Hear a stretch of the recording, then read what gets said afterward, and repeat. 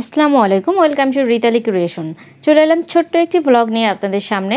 ঈদে গ্রামের বাড়ি যাওয়ায় কোনো বাজার করে রেখে যাইনি বাসায়, তাই ছুটি কাটিয়ে বাসায় ফিরে দেখলাম অনেক বাজার শেষ হয়ে গিয়েছে যা রেগুলার ইউজ করা হয়।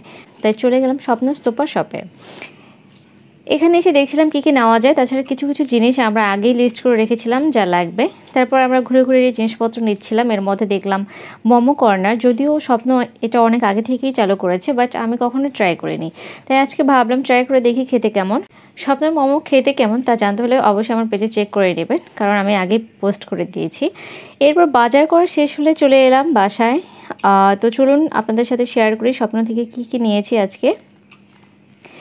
এখানে আমি সয়াবিন তেল, ডিম এনেছি, আরও এনেছি কোরিয়ান স্পাইসি নুডল, যেটা আমি আগামীকালকে ট্রাই করব রামেন রান্না করে। চা পাতা, গুঁড়া দুধ, সরিষার তেল, মধু, সানস্ক্রিন ইউজ করে রিভিউ শেয়ার করবো আপনাদের সাথে। তারপর এনেছি ভীম মামা লিকুইড, এটা অফারে ছিল। এরপর একটা হিমালয়া অ্যালোভেরা ফেস জেল নিয়েছি, এটা রিভিউ আপনাদের সাথে শেয়ার করব। দুটা কনডেন্স মিল্ক, একটা পারফিউম, লবণ, ধনিয়া গুঁড়া, একটা টুথব্রাশ, কফি, চিনি, সাবানের গুঁড়া এবং একটা ওডোনিল। এখানে বাজার করে আমার বেশ কিছু টাকাই সেভ হয়েছে, যেটা আমার বাইরের দোকান থেকে বাজার করলে সেভ হতো না। তো এখানে দেখতেই পাচ্ছেন আমার ছানাপোনারা চেকিং করছে সব কিছু ঠিকঠাক করে আনলাম কিনা। সবাই ভালো থাকবেন, কথা হবে নেক্সট কোনো ব্লগে।